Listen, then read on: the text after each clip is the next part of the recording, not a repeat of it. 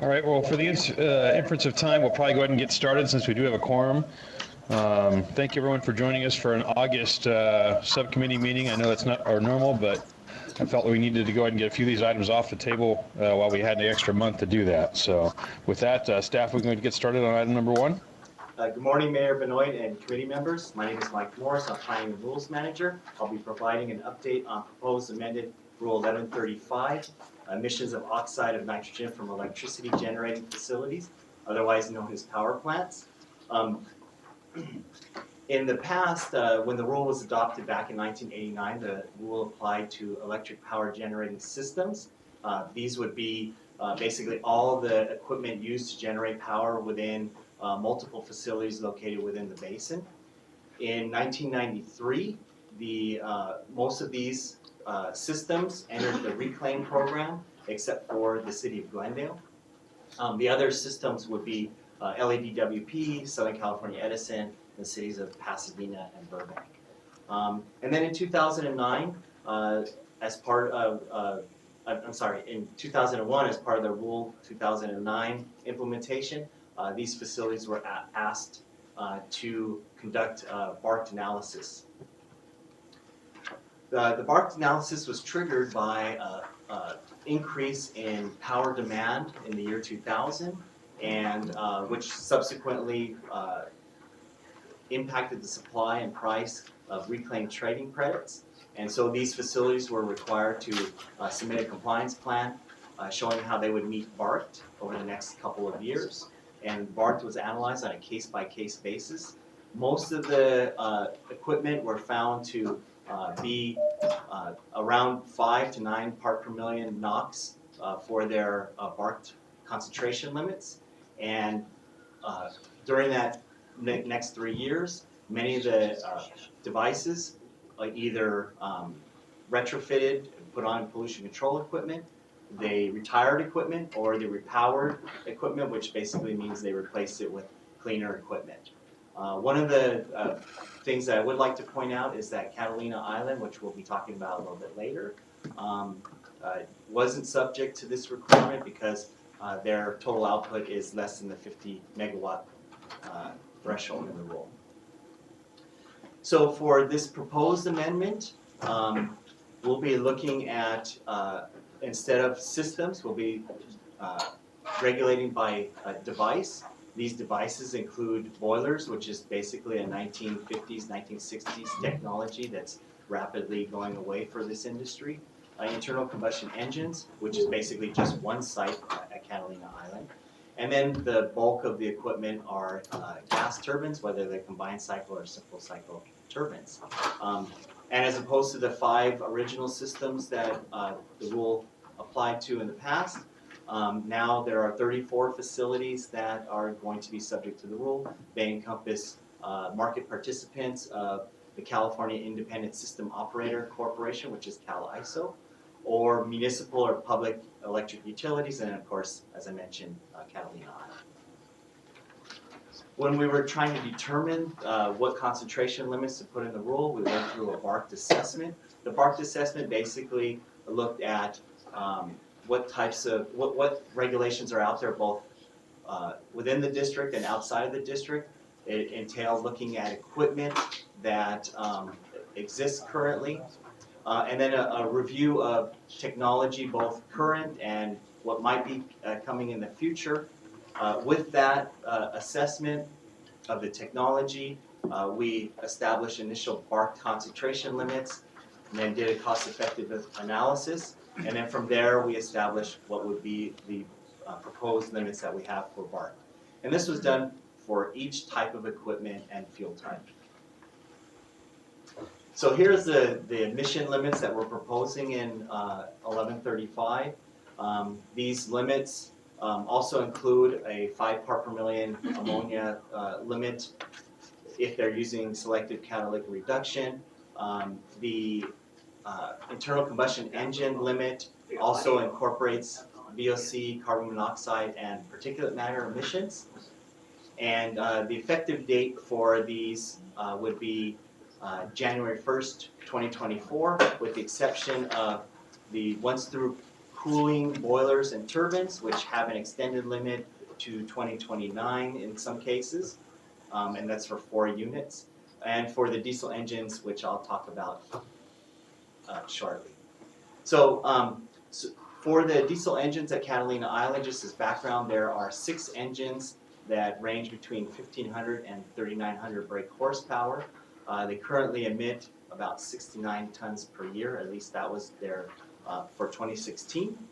And they represent 9 megawatts of power out of our basin-wide capacity of about 15,000 megawatts. So they're less than 0.1% of the power output in the basin, yet they represent 10% of our NOx emissions for this rule. We're proposing a limit of 45 parts per million at 15% oxygen for these diesel engines, and that will reduce emissions to approximately 39 tons per year. We've been approached by Southern California Edison, who runs the engines on the island, and they've asked for flexibility to look at cleaner technologies, and so to incentivize that, we've included options within the rule so that if they are able to install cleaner technologies, they'll be provided additional time to do so. There have been some deliberations between us and Southern California about the timing of this, and we'd like to point out that back in the 2001, when the Rule 2009 compliance plans were put out there, they were asked to achieve BART in 3 years. Our current rule allows Catalina 5 to 7 years to achieve BART. During the cost effectiveness analysis, we noticed that there were some categories of equipment that would not meet the cost effectiveness threshold. What we found were that units that were near the proposed limits, so for combined cycle gas turbines at 2.5 where the proposed limit is 2, or for boilers where the proposed limit is 5 and boilers operating at 7, it didn't make sense to ask them to retrofit because of the high capital costs associated with that. We also noticed that there were many units that were very low usage. They're basically used a few hours a year, maybe a couple hundred hours a year at the most, where we also found that it was not cost effective for them to install control equipment. And so what we're proposing is to exempt those 2 types of, those 2 categories. With the low use equipment, we'll be including a limitation that they have to have that as a permit condition, and they have to demonstrate over 3 calendar years prior to getting that permit condition that they are in fact low use. Well, I should add that right now we're asking for that in the 2019 timeframe, and we have had feedback that perhaps we should look at a later date for that submittal for the permit condition. As far as the cost effectiveness goes, for the boilers, most of them will be shutting down as part of the once through cooling provision. But for the remaining 3 units, the cost effectiveness is roughly about $50,000 a ton.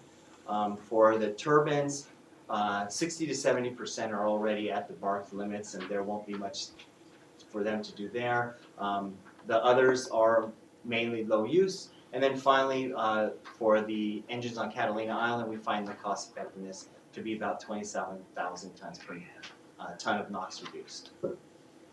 The proposal as it is now would reduce about 0.9 tons per day of NOx. To give you a bit of background on that, originally back in when the rule was adopted in the 80s, the inventory was over 25 tons per day. When the Rule 2009 implementation occurred, the emissions were just under 10 tons per day. When we looked at the emissions in 2006, they had dropped all the way down to 2.5 tons per day. That's primarily due to the increasing use of renewables and then, of course, some new equipment coming online. The proposal, as I mentioned, will again reduce about 0.9 tons of NOx per day. As I kind of highlighted as I've gone through. There is a couple of key issues, one of them being Catalina Island. As I mentioned, we're trying to work with them to incentivize some type of cleaner technology than simply retrofitting or replacing their engines. But there has been discussions about the timing of when that should occur.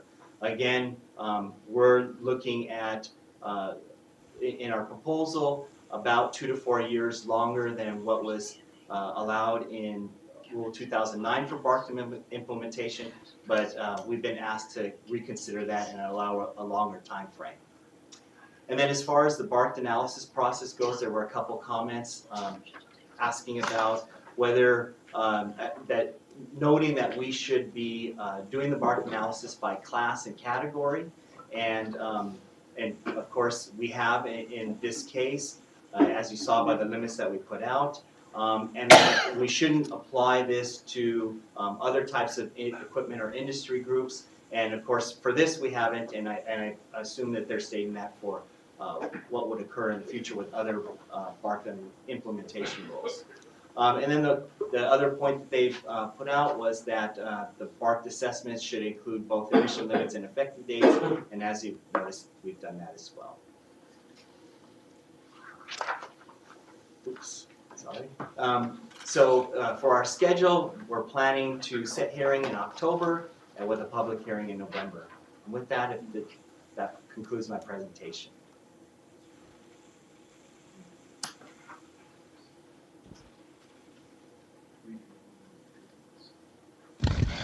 Any questions, anyone? Joe? Of course, lots. I have some too, but I want to let you go ahead so we're on the same page. We have separate categories for simple cycle and combined cycle, yet they're all kind of doing the same thing. They're all boiling water, generating electricity. Why do we have separate categories for each of those instead of considering what would be the cleanest? I mean, the combined cycle is cleaner, right? Well, the combined cycle is cleaner. They're not essentially identical equipment. There are some differences in how they're designed and how they're built. And so we do feel that they warrant separate categories. Yeah, I've never been comfortable with how we figure out what goes in the same category and what doesn't. It does seem to me to be somewhat arbitrary, which is why I asked the question. On slide 8, if we could bring that up, it's where we talk about the exemptions, and I'm going to try to put this in a more positive light, but I'm not sure we're really talking about exemptions. I think what we're talking about here is that staff is considering that there are certain things that just are not cost effective, and because they're not cost effective, we don't consider it to be BART, right? When we talk about it as exemptions, it doesn't make a whole lot of sense to me because you say it's close to BART, but it's 25 to 40% higher NOx emissions based off what I'm seeing here. And I don't think that's really close. So I think what we're really saying is that cost effectively this doesn't work. Okay? So I don't know if we want to really use the word exemptions or exempt units. I think what we have to, I mean, and legal counsel can help with this, but we have to say that based off our analysis, this is not BART because it's not cost effective, right? Correct. Yes. Okay. Because I was going to ask what the legal basis is for making this, then I figured out, well, actually, what you're really saying is it's just not cost effective, and if it's not cost effective, it's not BART. Thank you. I'd be much more comfortable with it not being cost effective and not BART than saying, oh, the law gives us this wide latitude of what is BART and what isn't. And if it's just close, it's good enough, because I don't see anything in the law that says that. Okay, resolve that one.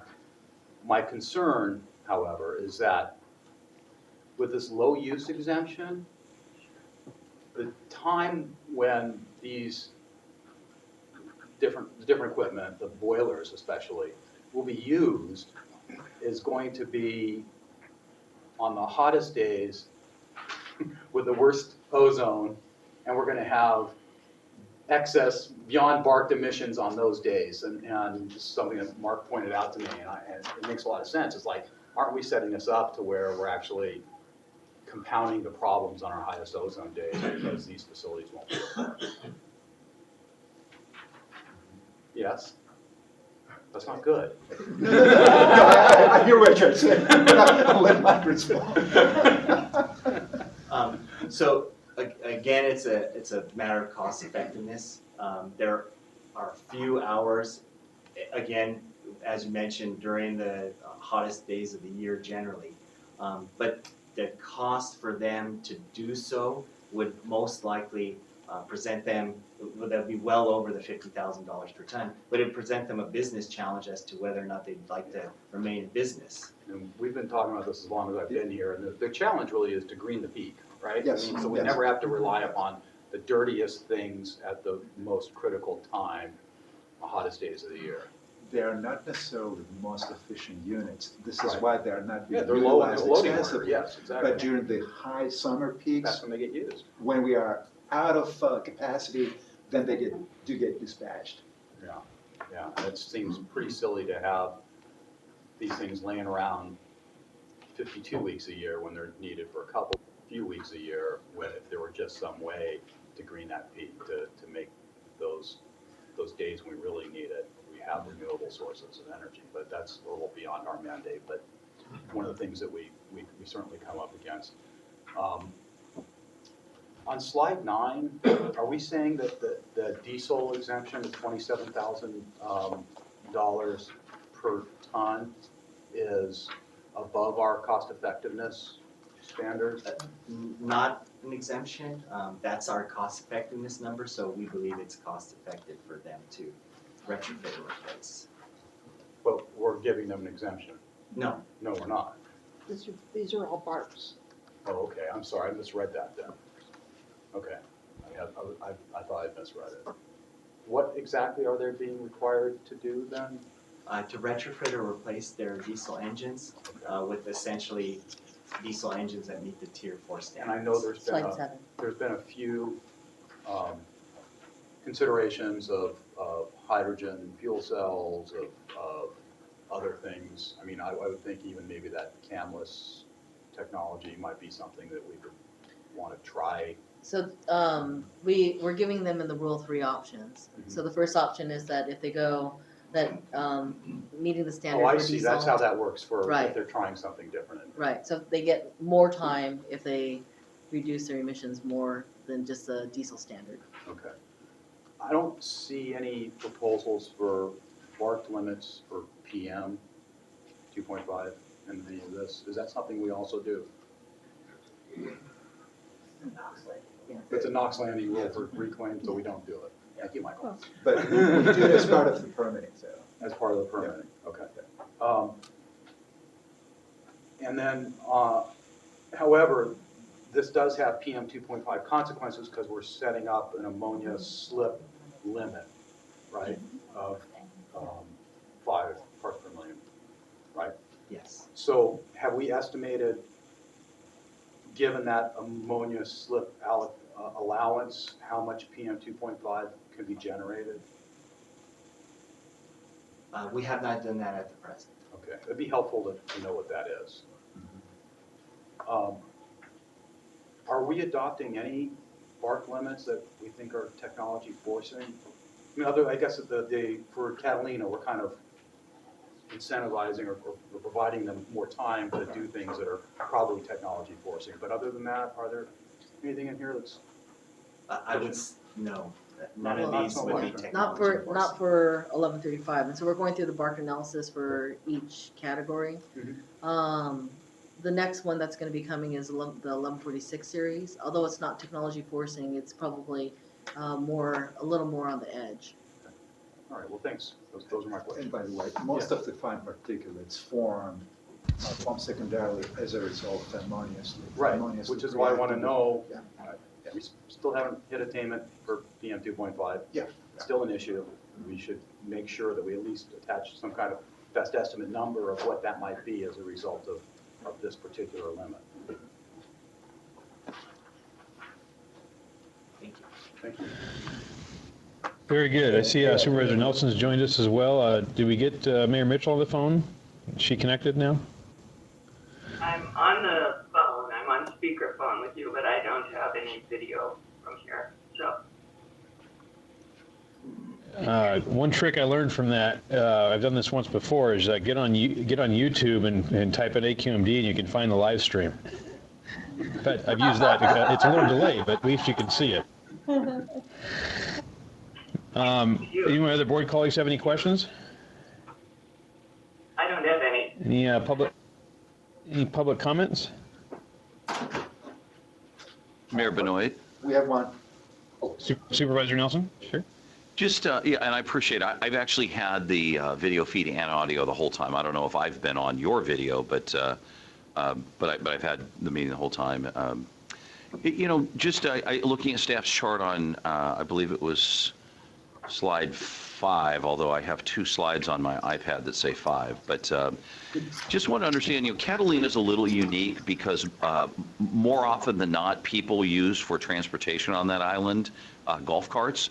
And I assume their appliances generally are not gas because they don't have gas there. They're heavily electrified, and they're probably helping our region in a lot of other ways, staying off of fossil fuels. What is the conversion expected to do for the cost of electricity in Catalina? I mean, Catalina, you have the vacationers, probably a few retired people, but surprisingly, when you go there, it's a large population of the worker bees that have to live there full time. Because you can't commute day in and day out. I'm just concerned. I mean, they're hardworking folks. They don't appear to me to be, walking around with fat wallets. And, a lot of, again, this isn't a demographic study, but, when I've been there, a lot of immigrant population, blue collar people that are doing all the laboring stuff on the island. What are these modifications expected to do to the cost of power delivered to folks that live there? My understanding of the cost structure, and I would encourage our fellows from Edison to chime in on that, is that Who just sat down at the table. Yes, the costs are spread throughout the ratepayers that Edison covers. That's right. Well, I would assume that without asking the question. I mean, of course, that's how they do it. But my point is specifically, what would a guy raising 2 kids doing some blue-collar job on Catalina or waiting tables or washing dishes, what happens to his electric bill specifically? What's the expected increase, given that whole community is probably way below the rest of the profile of all of us for admitting NOx and PM 2.5, because everything they do is largely electric on that island. Well, there is gas. We also deliver gas. Southern California Edison over on Catalina Island is the electric company, the gas company, which is LPG, and the water company. But the rates for electricity are spread among all the Southern California Edison ratepayers. So they pay the same rate that we're paying. Right. So we're help subsidizing them. That's what happens. Exactly what that is. Gotcha. Okay. Thank you. I didn't realize there was an offset for all the onshore accounts.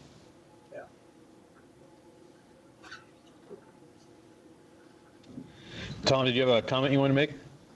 Yeah, we've been working with staff quite a bit here, and we appreciate the time that staff has spent working with us. We've had more meetings than they probably want to remember, but we've had many sit-downs, many times of sharing information. And like it was said, Catalina is a very unique situation. It's an island, there's no road going over there. Right now, and for years, they've relied on diesel generation. Some of those diesel generators are upwards of 50 years old.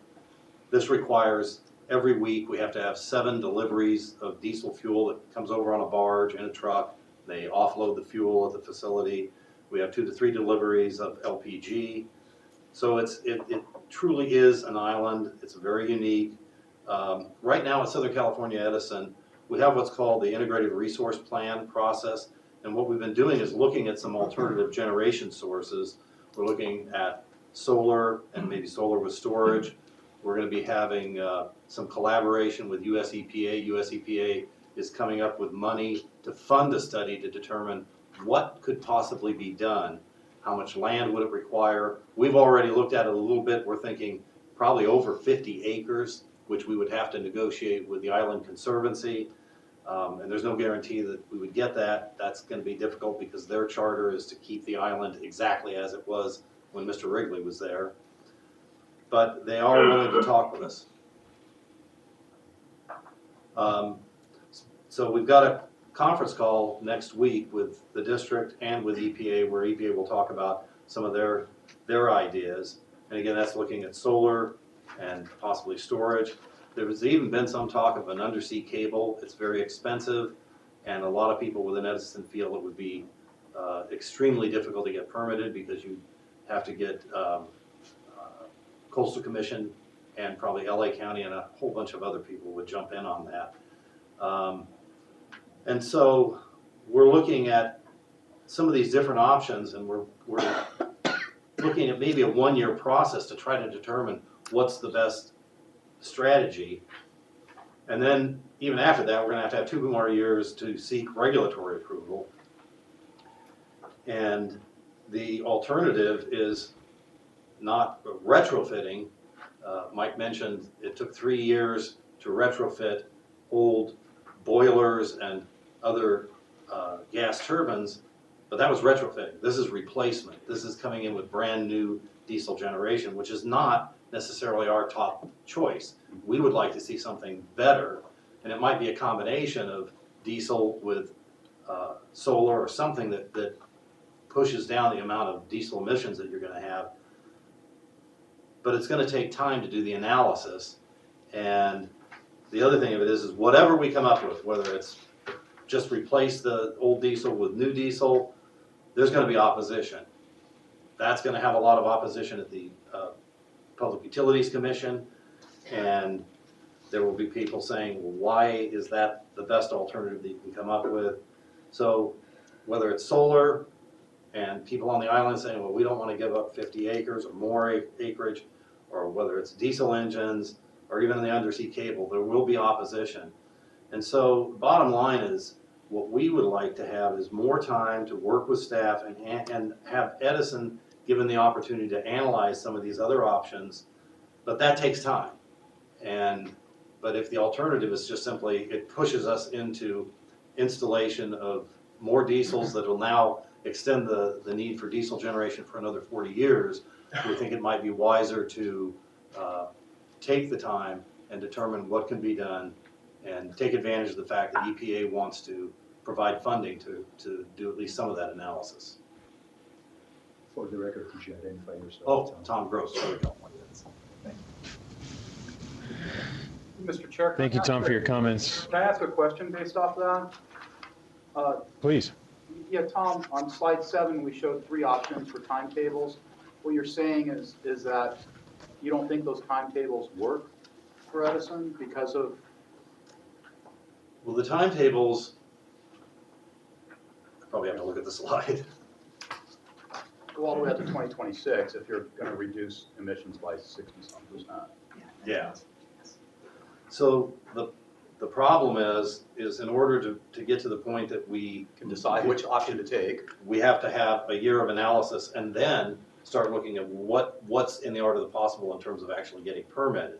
And so we wouldn't even start construction until probably 3 years out, and that's minimum, because the regulatory process could take a lot longer than that. So that's the difficulty. We want to have some time to analyze and figure out what is actually possible in terms of some of the other technology, and then have the time, Okay. not only to. My guess is that staff thinks that even if you take a year to decide, if you're going with option 1, it doesn't take that long to put in the new diesel generators.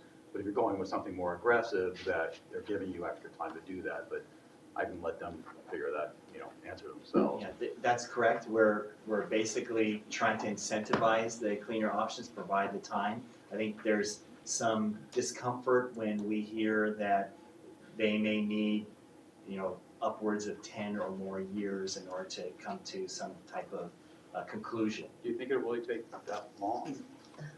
I don't think it would take that long to reach the conclusion, but then once we reach the conclusion, then we have to get the permitting taken care of.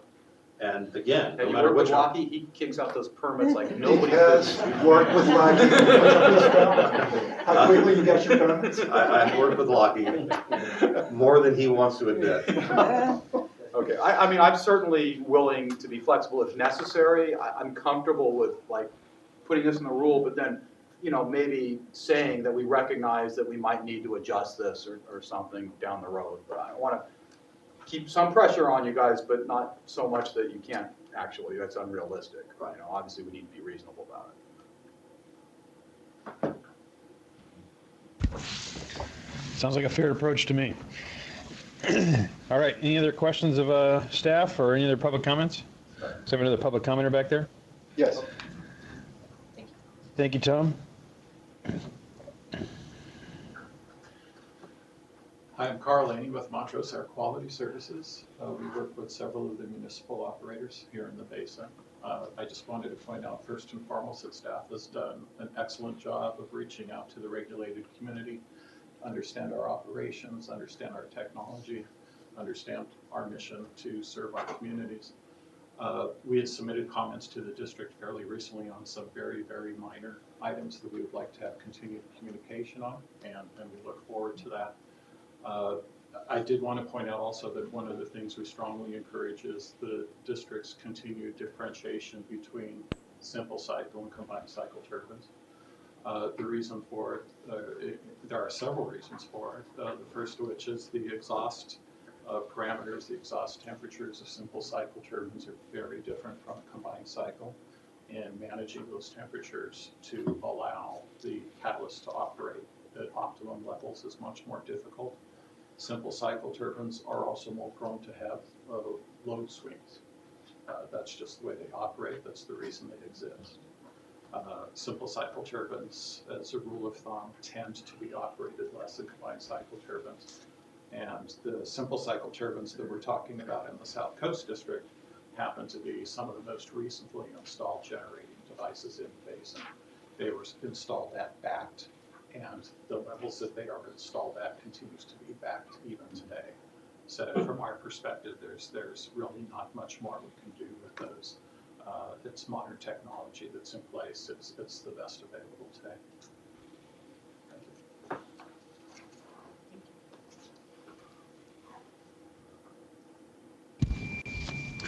Any other public comment? I think this is it, Mr. Chairman.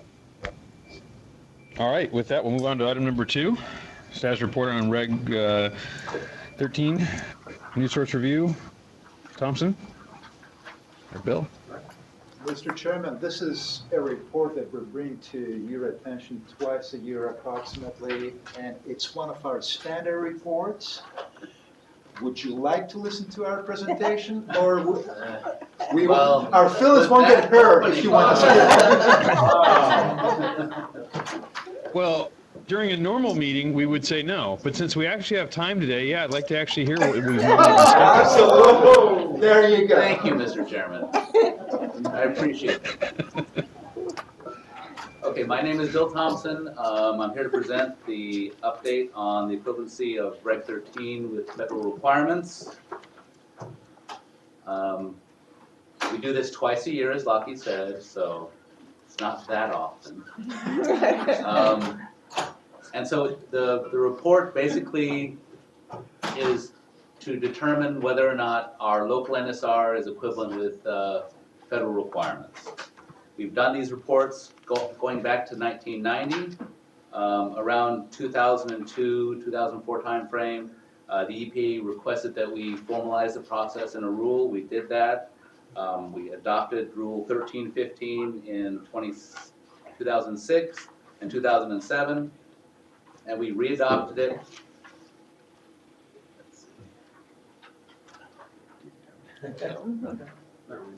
There we go. And then we readopted it in 2011. And it was finally adopted into the SIP in 2012. The purpose of Rule 1315 is to track debits from and credits to AQMD's federal internal offset accounts for each pollutant. We do this, like you said, twice a year with a preliminary determination and a final determination. Today's report is on the final determination. The balances in the federal offset account have to remain positive for us to be in compliance with federal requirements. We also have another requirement for CEQA such that the cumulative net emission increases must be below 1315G thresholds. Here's the chart showing our final determination for calendar year 2016. And if you go down to the bottom line, which is literally the bottom line, these numbers are all positive, so that means that we're in equivalency with federal requirements. Similarly, if you compare the last two lines on our cumulative net emission increase, we remain below the threshold shown at the bottom line here. All of our results are negative, means that we're in compliance with the CEQA requirements. We're also required to do projections into the future to make sure that we're in equivalency with future requirements. And as long as these remain positive, we are in compliance with future projections. The next chart is the 2018 projections, and so you can see they're still positive, so we're all good. The last chart is a trend analysis showing that the trend is positive and that there's no real cause for concern. Conclusions: the final determination of equivalency for calendar year 2016 shows that we're in equivalency or better with federal requirements. Also, the projections for calendar years 2017 and 2018 show that we're in good shape. Likewise, the cumulative net emission increases for calendar year 2016 remain below the threshold identified in 1315G4, which are the CEQA requirements. Our next preliminary determination will be in the February 2019 board meeting. And that concludes my presentation. Done very quickly. Thanks. If you have any questions, I can take those. And the full report. Very good. And I know we have almost skipped that presentation, I think for 2 years now, and it's good to know we're still on track. So we didn't miss anything. I did the math, I sat through 22 of these.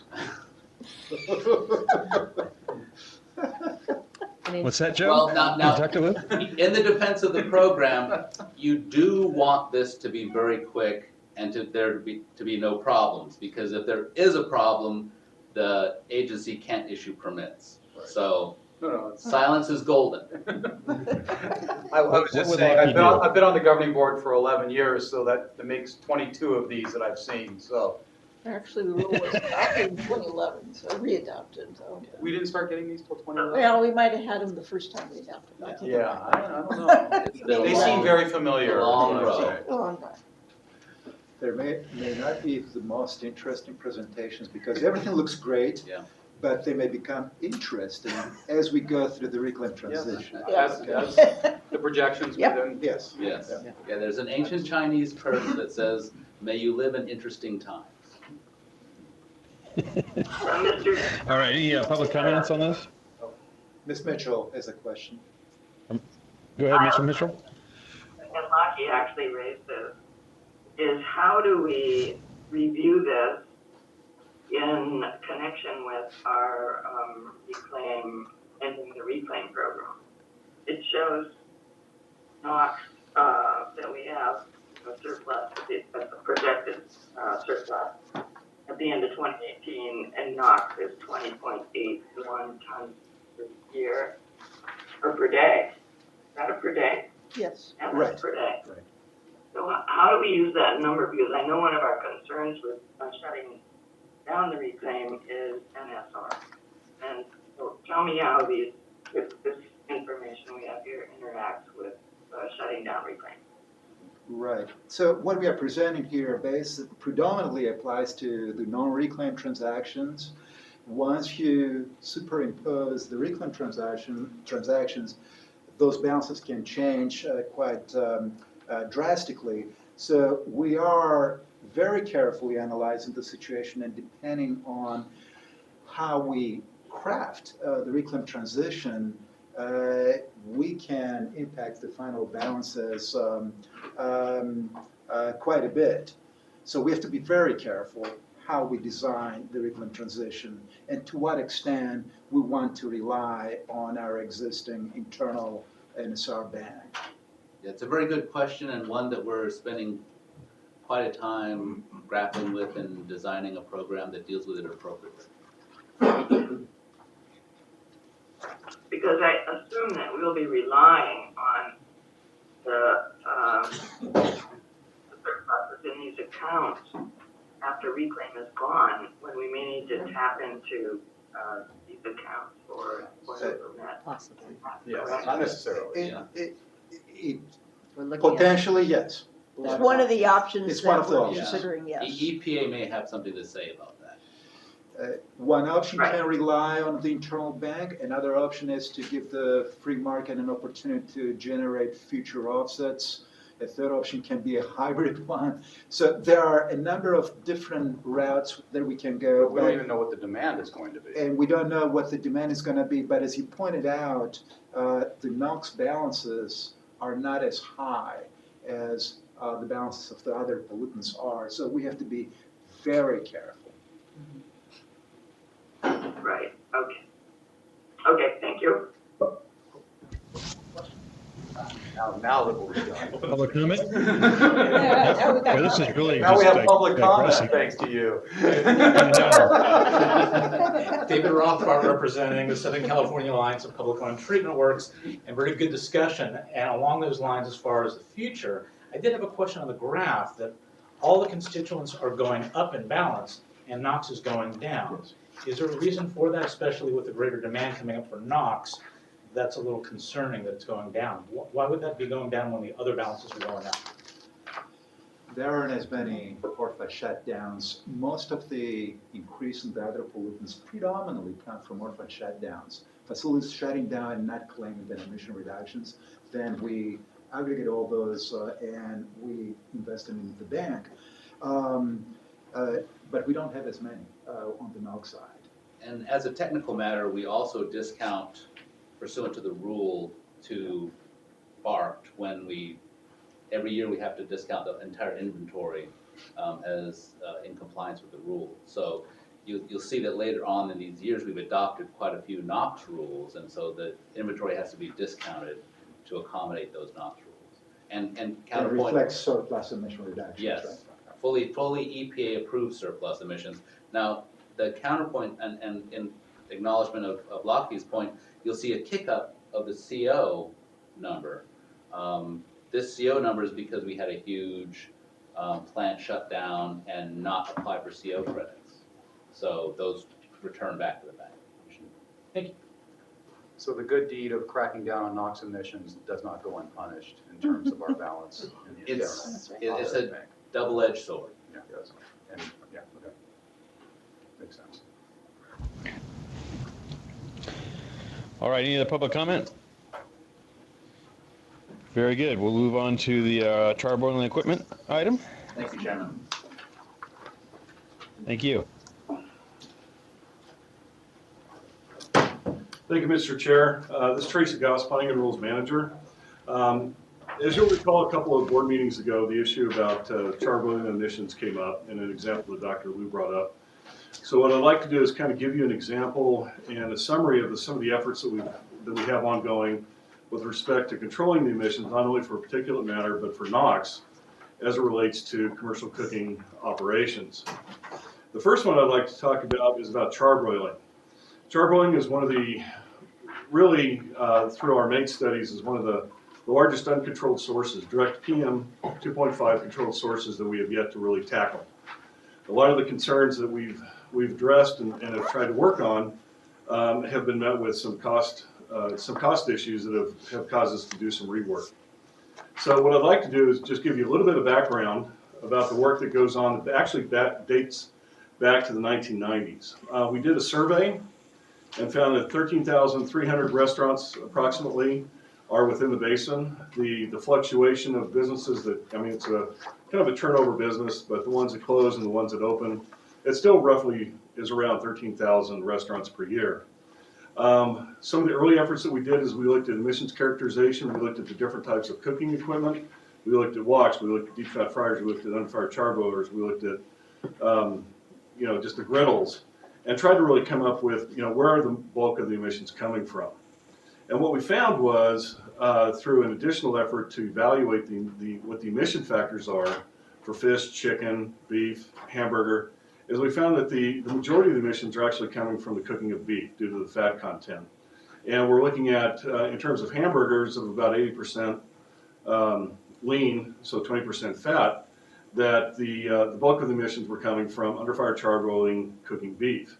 And we're looking at here in terms of about 32 pounds per 32 pounds of particulate matter per 1,000 pounds of meat cooked. So what we did is we started looking at what are the best ways to control the emissions. So in 1997, we adopted Rule 1138, but based on the efficiencies and looking at the costs, our initial rule only focused on underfire chain-driven charbroilers, where we actually had a catalyst component that could actually be added on that chain-driven unit. So it was very cost-effective, it was very efficient, and we went ahead and adopted those requirements. But when it came to the underfire charbroiler, we really needed to do more work because cost was becoming an issue and there was a lot of difficulties with those restaurants.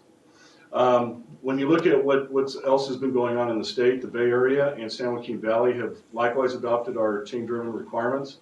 Bay Area attempted to adopt some underfire requirements, but due to the difficulties, they actually came up with criteria that, like 10 square feet of surface area, the amount of meat cooked, it really only applied to the largest of the restaurants, so like the claim jumpers, if you will.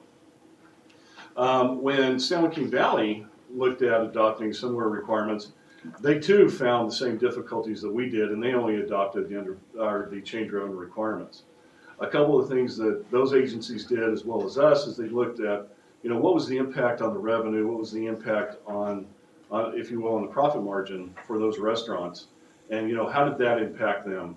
Because many of these facilities are small businesses, and a lot of them are mom and pop operations. So it's really kind of difficult to focus on the retrofit of these operations, given the cost that could be associated with controlling those emissions. So in 2009, we did attempt again to adopt underfire charbroiling requirements. What we found was the only scrubber or the only control device that we had certified was a scrubbing system, but the capital cost was $50,000. And of course, that is just way too much for these facilities to absorb. So one of the things we did with the leadership of Dr. Fine is we did a notice of opportunity to go out and try to solicit not only existing technologies, but on technologies that were on the verge of commercialization to see if there were other ways that we could control the emissions. And so we did that, and then we also did another subcontract to look at the health effects associated with the emissions from meat cooking, and in this case, focusing on hamburgers. We did, through a steering committee, we had the EPA, we had San Joaquin Valley, we had Bay Area, and US EPA as a part of our steering committee to look at the technology so that we could focus our funds adequately. So through the CE-CERT testing in that particular contract, we looked at electrostatic precipitators. One of the concerns about that particular type of control equipment early on was the potential for fires. But what we found is that if there's a automatic cleaning system associated with the ESPs, then it could actually be an effective way to reduce emissions. But when it comes down to it, it's cost and it's maintenance. So we looked at a number of other opportunities. We looked at ceramic microwave regeneration. We actually had somebody from Japan come in and showed us a DPF style filtration system that we could apply. We looked at in-hood options that could actually be of a lower cost because you're not having to really do a lot of changes with the system. Looked at undergrade technologies, and then we also looked at what is the opportunities for combining the technologies. As you might imagine, when you look at the emissions from charbroiling operations, we found that 95% of the emissions are less than 1 micron, so they're very small. The emissions are very small. They also come, not only in a filterable form, but they also come in a condensable form. So when you look at both types of particulate matter that's being formed from the cooking, you know, it's easier to control the filterable side, obviously, than it is the condensable side. But if you can do both, then of course you get the greatest emission reductions. And the emission factors that I mentioned before, like the 32 pounds per 1,000 pounds of meat hamburger cooked, is looking at both filterable and condensable particulate matter. In the testing that we did at CE-CERT, we had a range of controls for the undergrade and in-hood of 18% to 85%.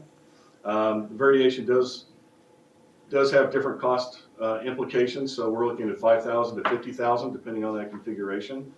Of course, one of the things we want to do is we want to come up with a solution where we can look at, you know, lower cost options, particularly for existing restaurants. I mean, that's really where we want to focus those emission reductions. But the cost considerations are a limitation. You know, one, you could have a restaurant that you have to do, say, a roof mount control system. There's costs with that. When you look at some of these small mom and pop operations, the employees that they have, you know, it's not necessarily a sophisticated engineering element where these folks come in and they can maintain this equipment. So there was a lot of those considerations. And that's also why San Joaquin and Bay Area had limited their approval of these types of controls. But what we want to do is we want to look at the existing operations, but at the same time, we believe that some of these applications are more feasible for the new control equipment. So getting into the cost issues, we're talking about the physical ability to retrofit existing charbroilers.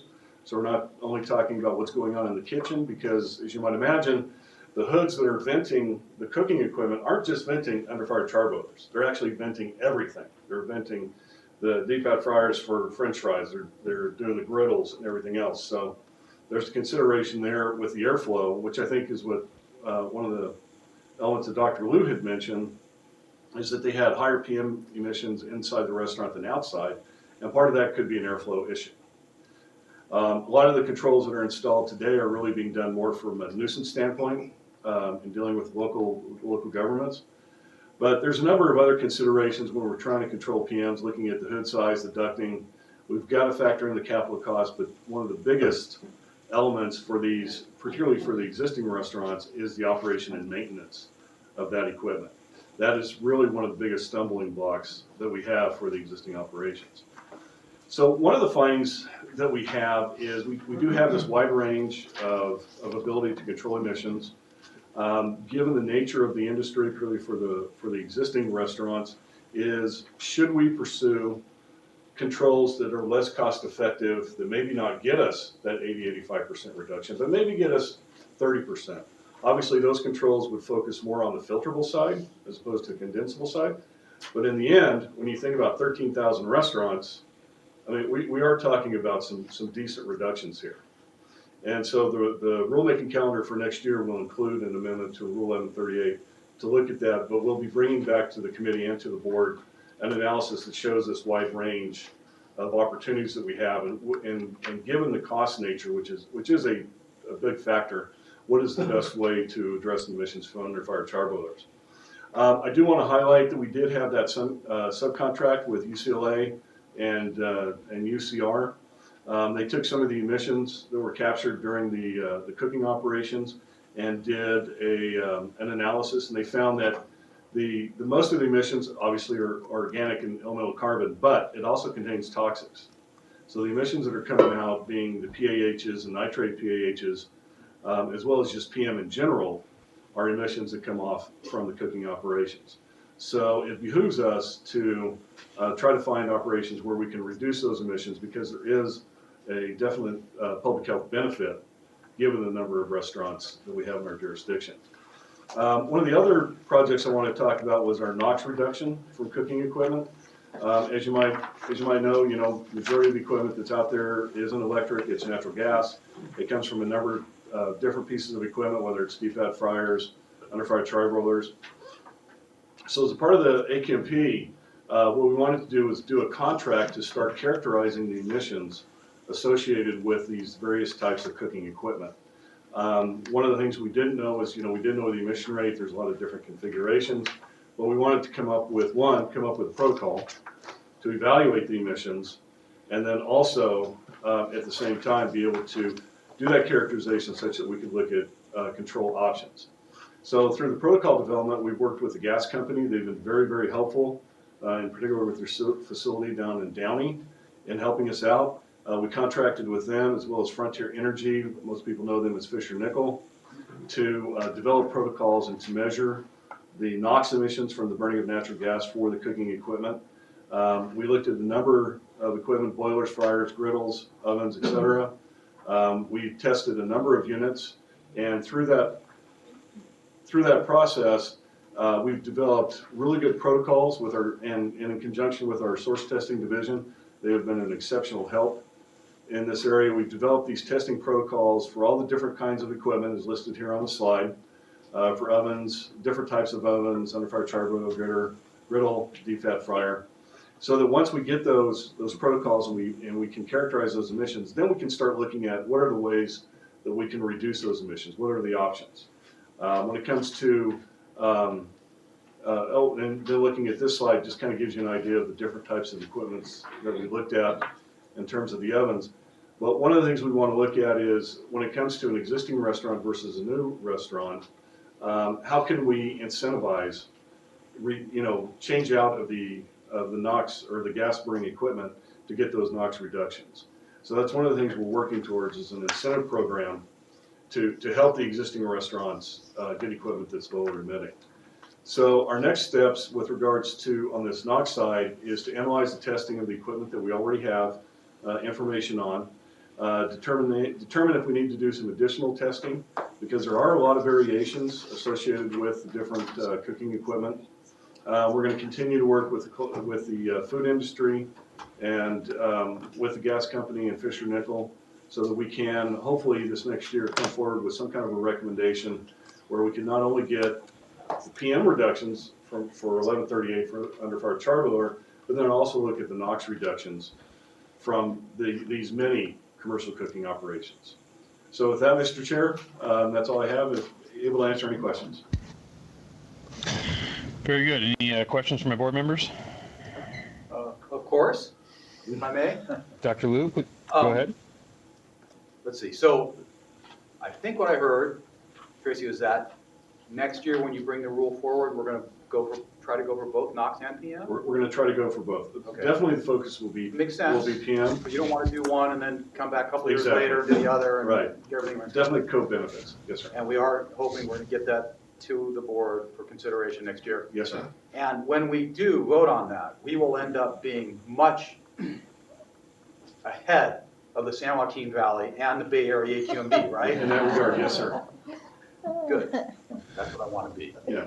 I don't like being behind them in this. Right. And there's a number of jurisdictions that do it, for smoke and for, odor nuisance.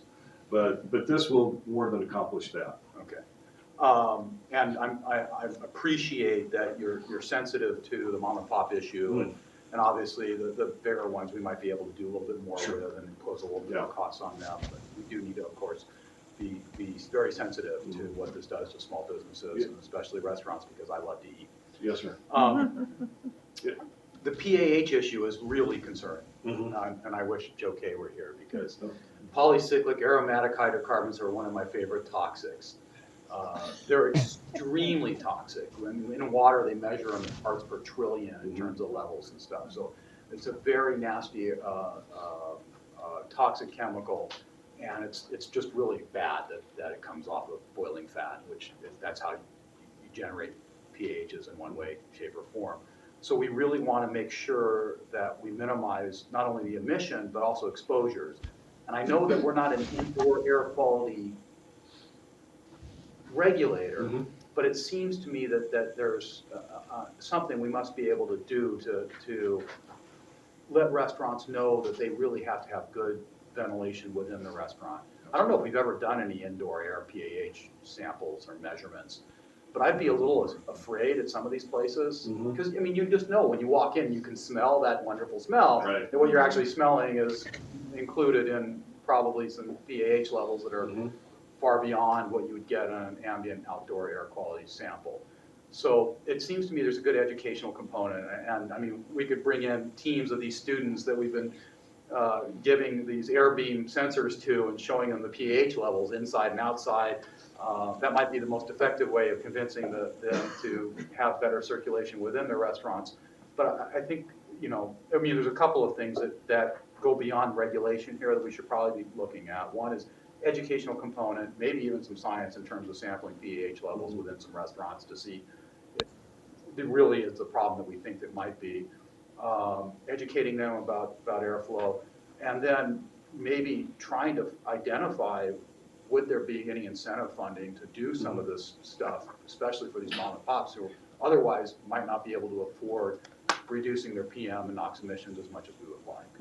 So thanks for the update. I'm glad that we have been moving forward, however slowly. I really would love to see the regulation come forward. No, I appreciate that.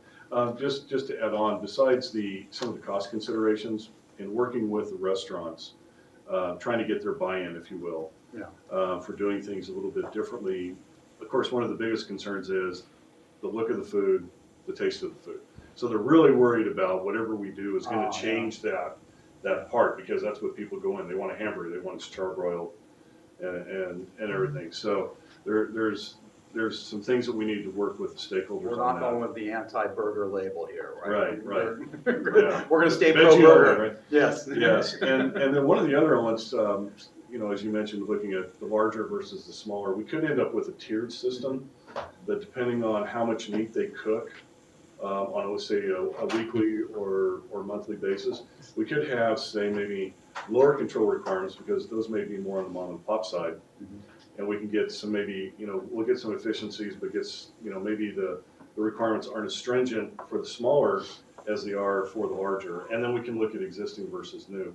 So there's some variations that we can definitely look at. Yeah, and the smaller ones tend to have a lot more turnover too, and they don't stay open forever. So yes, sir. Yeah. We don't want to invest tons of money and then have them just go out of business. Thank you. Any other board member questions? Any public comment? No, not from here. We've got one here, Mr. Chair. All right, Hi, go ahead. I'm Bill Lamar, Executive Director of California Small Business Alliance, and I guess listening to the conversation here, has any thought being given to having these, or doing a test where these restaurants, 13,000 of them, would cook a leaner product? I go to the meat market, and round is 80%, 85%, 90 or 93%.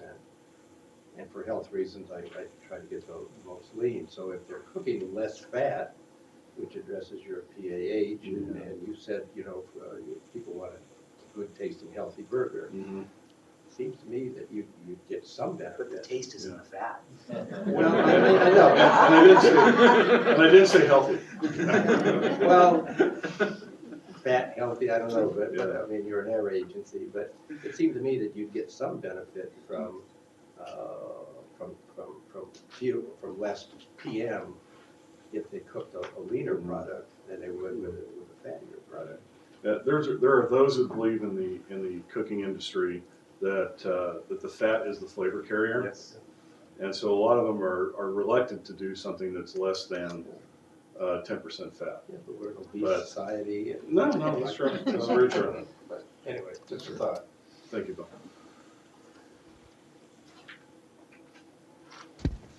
All right, any other public comment?